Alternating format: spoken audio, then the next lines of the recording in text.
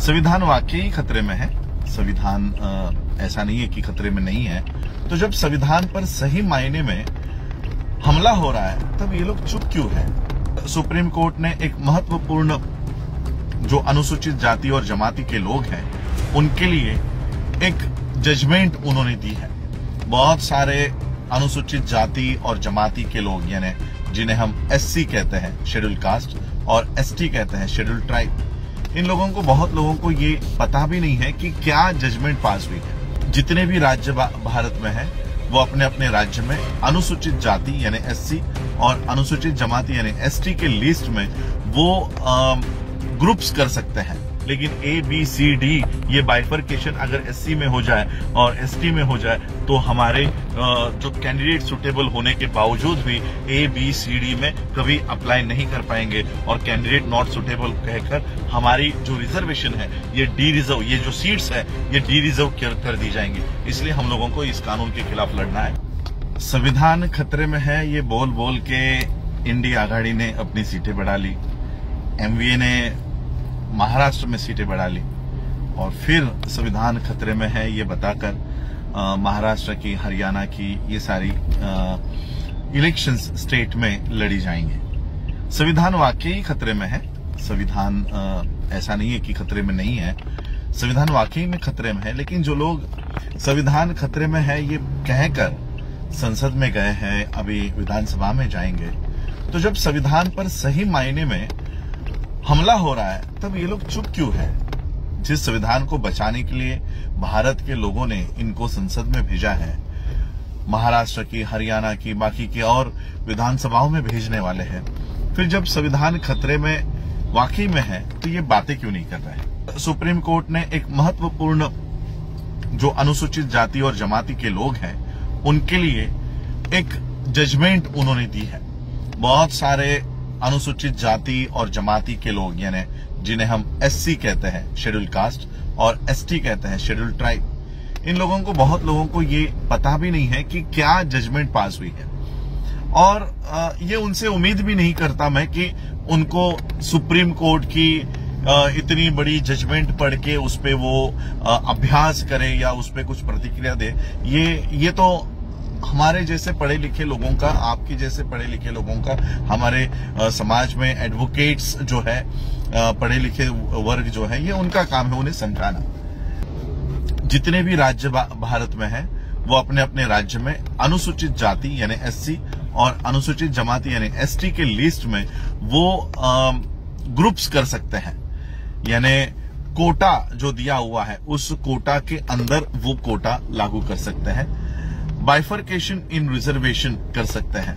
यानी simple way में मैं आपको बताना चाहता हूं, भारत में वो उन्होंने जिस तरह से आज एनटी में ए बी सी डी किया हुआ है रिजर्वेशन जो है, जैसे for example D notified tribe है जिसे हम एनटी कहते हैं। एनटी में 4 वर्ग हैं, एनटी ए, एनटी बी, एनटी सी और एनटी डी। एनटी ए का रिजर्वेशन है 3%, एनटी बी का रिजर्वेशन है 2.5%, एनटी सी का परसेंटेज है 3.5% और एनटी डी का परसेंटेज है 2%। ये एक ही NT D notified tribe, nomadic tribe का एक ही कास्ट में 4 वर्गीकरण यहां पर है और यही वर्गीकरण अब एससी में आएगा और एसटी में भी आएगा। आज फिलहाल रिजर्वेशन कोटा महाराष्ट्र में एम्प्लॉयमेंट के लिए एससी का है परसेंटेज है 13% और एसटी का परसेंटेज है 7%। 7% एसटी और 13% एससी, ऐसा ये रिजर्वेशन कोटा है। अब कोटा के अंदर कोटा आएगा, मतलब क्या होगा, 13% जो एससी है उस एससी में 3%, 2%, 2.5%, 3.5% ऐसा परसेंटेज पूरे भारत के सारे स्टेट्स में ये लागू होगा। उसी तरह से एसटी 7% है, उसी 7% में 2%, 1%, 3%, 4%, ऐसा करके 60% को भी डिवाइड किया जाएगा। अब ये बहुत सारे लोगों को पता नहीं है, उनको लग रहा है कि तो ये तो अच्छा है। सरकार ने, सुप्रीम कोर्ट ने कहा है कि जो जातियां एससी में या अनुसूचित जमाती में पिछड़ी है, उनको आगे लाने के लिए हम जो आगे आई हुई जातियां हैं उनको पीछे डाल देंगे। अब फॉर एग्जांपल मैं पूरी भारत की अनुसूचित जाति की लिस्ट नहीं पढ़ूंगा क्योंकि ये बहुत लंबी लिस्ट है। महाराष्ट्र में मैं वैसे एक एग्जांपल देना चाहूंगा। आंध्र प्रदेश में अनुसूचित जाति में 61 कास्ट आती है। आसाम में यही आंकड़ा 16 जातियां आती है। बिहार में अनुसूचित जाति में 23 जातियां आती है।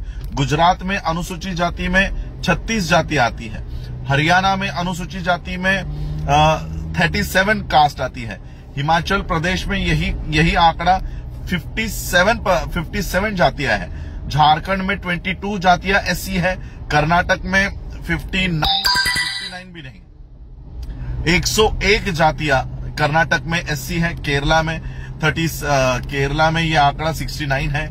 मध्य प्रदेश में यह आंकड़ा 48 है। महाराष्ट्र में यह आंकड़ा 59 है। ऐसे कई सारे स्टेट्स की यह अनुसूची आपको गैजेट में देखने मिल जाएगी। मैं अब सिर्फ महाराष्ट्र की बात करता हूं। महाराष्ट्र में 59 कास्ट है एससीज में। इसमें मैं कुछ जातियों का नाम क्रम में पढ़ना चाहूंगा। पहली जात है अगेर नाम की।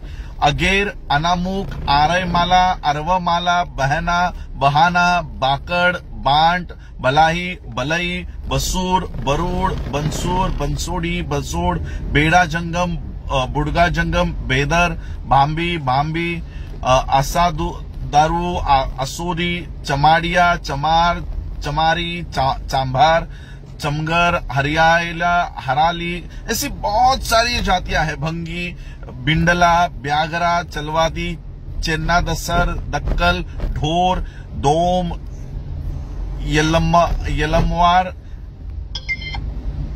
गारो, घासी, हलेर, हलसर, होलार, होलाया, ये सारी जातियां हैं। उसमें 37 नंबर पे है महार, 39 माला, दसारी, 40 पे माला, अन्नाई, 47 पे है मांग। मैं इसलिए जंप कर रहा हूं क्योंकि 37 नंबर महार, 47 नंबर मांग और 3 नंबर की 3 भी नहीं, 11 नंबर पे है चांभार। ये 3 जातियां महाराष्ट्र में प्रशासन में भी है। ये आपको इनके एमएलएस भी दिखाई देंगे, इनके एमपीज भी दिखाई देंगे। तो महाराष्ट्र में ये 59 कास्ट जो है, ये 59 कास्ट में ये 3 जातियां महार, मातंग और चंभार, ये प्रशासन में है। एजुकेशन भी इनका भी अच्छे से हो रहा है।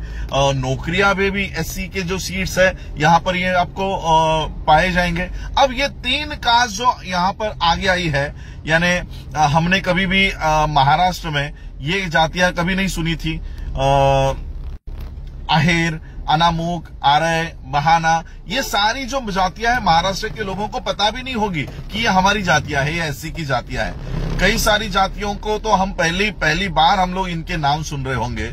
अब ये जो जातियां हैं जिसके बारे में हम जानते भी नहीं है या उनकी पॉपुलेशन भी बहुत कम होगी, ऐसे जातियों को ग्रुप बनाकर उनको ए कैटेगरी में रखेंगे, यानी एससी ए में कौन सी जातियां आएंगी? जो शासन में, प्रशासन में, एजुकेशन में वो है ही नहीं, ऐसे जातियों को ए में डालेंगे और उनको एक सर्टेन परसेंटेज देंगे। 13% को डिवाइड कर दिया जाएगा 4 भागों में और 13% को डिवाइड करके किसी को 3.5%, किसी को 2.5%, किसी को 4%, और जो जातियां प्रशासन में है, जो जातियां एजुकेशन में है, जो जातियां नौकरियों में है, उनको सबसे आखिरी में डाला जाएगा। हमें इससे भी दिक्कत नहीं है, लेकिन इससे क्या होगा? इससे ये होगा कि ए कैटेगरी में जब भर्ती शुरू होगी और ये जातियां जो है अहेर, बाम्बी, अनामुक, आरयमाला, ये कास्ट के लोगों को वहां पर फर्स्ट प्रेफरेंस दिया जाएगा। और जब ये फर्स्ट प्रेफरेंस दिया जाएगा तब ये जाति के लोग उपलब्ध नहीं होंगे, क्योंकि इनमें एजुकेशन का लेवल बहुत कम है। एजुकेशन का लेवल कम होने की वजह से जब इनकी सीटें भरी जाएंगी तब इनको एम्प्लॉयमेंट के लिए ये कभी एप्लीकेशन नहीं करेंगे। पहली बार जब एडवर्टीजमेंट आएगी कि इतने इतने पोस्ट भरने हैं और एससी में ए कैटेगरी के एज ए की जो वर्गीकरण किया गया है उनको अपॉइंट किया जाने वाला है, तो पहली बार में इनके कोई एप्लीकेशंस नहीं आएंगे। आए भी तब भी उस लेवल के नहीं आएंगे जो एजुकेशन क्वालिफिकेशन उनको चाहिए। सेकेंड बार भी इसको जब एडवर्टाइजमेंट दिया जाएगा तब भी, क्योंकि हमारा सबसे बड़ा जातिवाद एक ही शब्द से किया जाता है, नॉट फाउंड सुटेबल। हम लोगों को जातियों की गालियां नहीं दी जाती, हमें हमारे रिमार्क में जब अपॉइंटमेंट की या हमारे इंटरव्यूज चलते हैं तो रिमार्क में हमें गाली दी जाती है और वो गाली का नाम है not found suitable. Candidate not found suitable, ये एट्रोसिटी से भी भयानक गाली हम लोगों को दी जाती है। यानी हम लोग इंटरव्यूज के लिए भी जाते हैं तब भी हमारे सामने लिखा जाता है कि नॉट फाउंड सुटेबल। ऐसा 3 बार होने के बाद, वो कास्ट के लोग नहीं मिलने के बाद, वो कास्ट या वो रिजर्वेशन सीधा सीधा डी रिजर्व हो जाएगा। 3 बार में उस जाति के कैंडिडेट न मिलने पर वो रिजर्वेशन पूरी तरह से खत्म हो जाएगा। और जो 13% की एडवर्टीजमेंट निकाली जाती थी, जिसमें महार, मातंग, चमार, ढोर, ये कैटेगरी के लोग एप्लीकेशन करके प्रशासन में जाते थे, नौकरियों में जाते थे, एजुकेशन स्कॉलरशिप्स ले रहे थे, अब इनको अपॉर्चुनिटी होने के बावजूद भी ए में नहीं लिया जाएगा, बी में नहीं लिया जाएगा, सी में नहीं लिया जाएगा और डी की कैटेगरी भरी नहीं जाएगी। तो हमारा रिजर्वेशन इस तरह से खत्म करने का काम सुप्रीम कोर्ट ने किया है। सुप्रीम कोर्ट ने तो जजमेंट दे दी, लेकिन मैं आपको वो जजमेंट भी देने का अधिकार किसका है? आर्टिकल 341, बाबा साहब अम्बेडकर जी ने आर्टिकल 341 देखो कैसा लिखा है। बहुत सारे लोगों को इसको शांत दिमाग से पढ़ने की जरूरत है। क्या लिखते हैं Baba Saheb Ambedkar? The president may with respect to any state, मैं यूनियन टेरिटरी की बात नहीं करूंगा, the president may with respect to any state और union territory and where it is a state after consultation with governor there of by public notification specify the caste, races or tribes or parts or groups within caste, races or tribes which shall for the purpose of this constitution be deemed to be scheduled caste in relation to that state or union territory as the case may be. Parliament may by law include in or exclude from the list of scheduled castes specified in a notification issued under clause 1 of any caste, race or tribe or part of or group within any caste, race or tribe, but save as aforesaid a notification issued under the said clause shall not be varied by any subsequent notification. इसका मतलब क्या है? बाबा साहब लिखते हैं कि parliament या पहला article 341 subsection 1 में बाबा साहब लिखते हैं द प्रेसिडेंट में with respect to any state after consultation with governor there of. अगर आपको महाराष्ट्र के अनुसूचित जाति को ए, बी, सी, डी में वर्गीकरण करना है तो पहले तो गवर्नर से कंसल्ट करना है। गवर्नर से कंसल्ट करने के लिए भी पब्लिक नोटिफिकेशन डालनी है और उसके बाद आपको अगर वर्गीकरण करना है तो वो उस तरह से करना होगा। अब गवर्नर का अधिकार निकालकर, अब ये पब्लिक नोटिफिकेशन हटाकर सुप्रीम कोर्ट ने सीधा सीधा कह दिया है कि अपने अपने राज्य में वर्गीकरण कर देना। हम लोग ओबीसी के आरक्षण बचाने की लड़ाई लड़ रहे हैं और उसकी बचाने की लड़ाई लड़ते लड़ते हम अपना आरक्षण खो दिए हैं, खोने वाले हैं नहीं, खो दिए हैं। और एबीसीडी हमारे लोग, हमारे महामूर्ख लोग एबीसीडी के वर्गीकरण का समर्थन कर रहे हैं। इस वर्गीकरण का समर्थन करने वाले लोगों को मैं बताना चाहता हूं कि आने वाले समय में एससी का रिजर्वेशन ये पूरी तरह से खत्म हो चुका होगा। नॉट ओनली एससी के बाद एसटी भी इसमें इंक्लूड किया गया है। एससी और एसटी, एक तो पिछले 7 सालों से वैकेंसीज भरी नहीं गई है, सारे गवर्नमेंट पोस्ट एससी एसटी के ओबीसीज के खाली पड़े हुए हैं, बैकलॉग भरा नहीं गया है। अब बैकलॉग भरने की जब बारी आ रही है तो उन्होंने कहा कि जो कास्ट सबसे ज्यादा अप्लाई कर रही है या एजुकेशन में आगे है या अपने हक और अधिकार के प्रति जागरूक है, इसको सबसे पीछे रखो। और जो कास्ट जिसको कुछ भी पता नहीं है कि हम एससी है, एसटी है, ओबीसी है, ऐसे लोगों को आगे लेकर आओ और उनके कैंडिडेट्स को भरो। आने वाले समय में इस कास्ट के लोगों को कैंडिडेट नॉट फाउंड सुटेबल करके करार दिया जाएगा। SC A B C D किया जाएगा।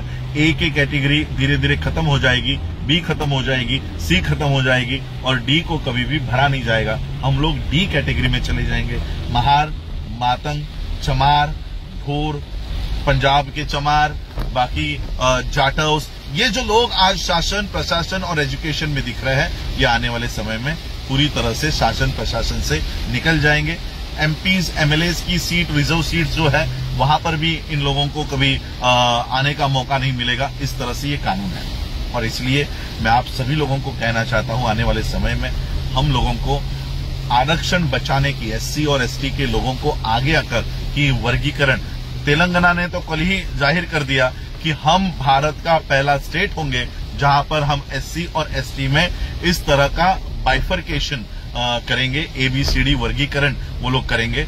और मैं ये कहना चाहता हूं, भारत के सभी राज्य के लोगों को अब अपना अपना राज्य छोड़ के अगर तेलंगाना इस तरह का SC और ST में विभाजन कर रहा है तो सारे देश के लोग, SC के, ST के सभी लोगों को तेलंगाना में आकर वहां के गवर्नर के सामने, वहां के लोगों के सामने हम लोगों को तेलंगाना बंद करने का और धीरे धीरे जहां जहां पर स्टेट्स में ये कानून बनेगा वो स्टेट बंद करवाने का काम हमको करना होगा। अब ये लड़ाई कानूनी नहीं रही, क्योंकि कानूनी दावपेच से ही तो ये नीचे तक आया है। तो अब ये कानून अगर बनने जाए तो इस कानून का रास्तों के ऊपर खड़े होकर हम लोगों को इसका विरोध करना होगा और उसी के साथ इस कानून का विरोध करने वाले हमारे सच्चे प्रतिनिधि हर स्टेट के असेंबलीज में हम लोगों को भेजना होगा। और इसीलिए मैं बाबा साहब का RPI जिंदा करना चाहता था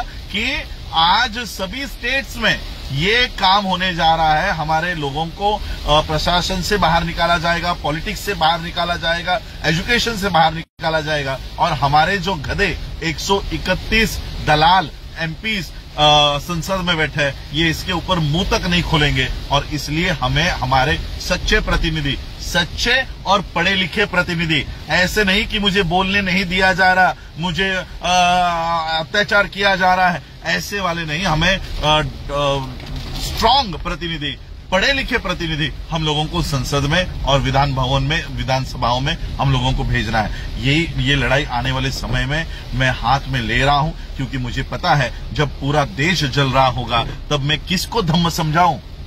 जब तुम्हारे पेट में दाना नहीं होगा तब क्या मैं आपको बुद्ध की आके बातें बताऊं? ये बात तो बुद्ध ने भी नहीं कही कि जब तक तुम्हारा पेट भरा हुआ ना हो तब तक धम्म भी आपके दिमाग में नहीं जाएगा। अब हमारे पेट की लड़ाई शुरू हो चुकी है, हमको एजुकेशन से, नौकरियों से निकाला जाने वाला है और इसलिए ये रास्तों पर उतरकर ये लड़ाई हम लड़ने के लिए पूरे जोश और मेहनत से हम लोग इसको लड़ेंगे। और ये कानून जो राज्य बना रहा है, जो भी स्टेट इसको इम्प्लीमेंट करेगा, हम वहां के मंत्रियों को, MLAs को, चीफ मिनिस्टर को घर के बाहर नहीं निकलने देंगे। ऐसा काम हम लोगों को करना होगा। 2 अप्रैल 2018 अगर यहाँ की व्यवस्था भूल गई होगी तो हमें उनको फिर से ये दिन याद दिलाना पड़ेगा कि अगर हमारे एट्रोसिटी एक्ट में तुम छेड़खानी करते हो तो हम क्या कर सकते हैं। यहाँ तो पूरा का पूरा SC ST रिजर्वेशन तुम लोग खत्म कर रहे हो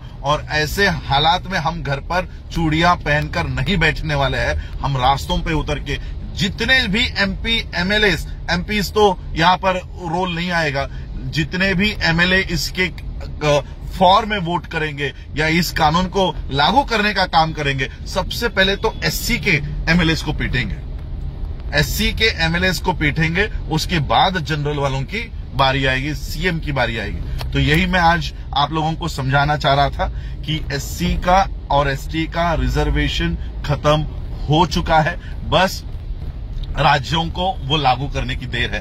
मैं महाराष्ट्र की सरकार को आने वाली, क्योंकि अभी ये तो 26 नवंबर तक की ही गवर्नमेंट है, आने वाली सरकारों में भी हम लोग ये प्रेशर बनाए रखेंगे कि ये सुप्रीम कोर्ट ने दिया हुआ का जजमेंट महाराष्ट्र में लागू ना हो। बस यही समझाने के लिए मैं आज आपको, क्योंकि बहुत सारे हमारे और वर्गीकरण का हमारे ही नालायक लोगों ने कई सारे स्टेट्स में जाकर इसका समर्थन किया हुआ है कि वर्गीकरण होना चाहिए। अब क्यों होना चाहिए ये कभी इन्होंने बताया नहीं, लेकिन ABCD ये बाइफर्केशन अगर SC में हो जाए और ST में हो जाए तो हमारे जो कैंडिडेट सुटेबल होने के बावजूद भी ABCD में कभी अप्लाई नहीं कर पाएंगे और कैंडिडेट नॉट सुटेबल कहकर हमारी जो रिजर्वेशन है ये डी रिजर्व, ये जो सीट्स है ये डी रिजर्व कर दी जाएंगी। इसलिए हम लोगों को इस कानून के खिलाफ लड़ना है। जय भीम, नमो बुद्धाय।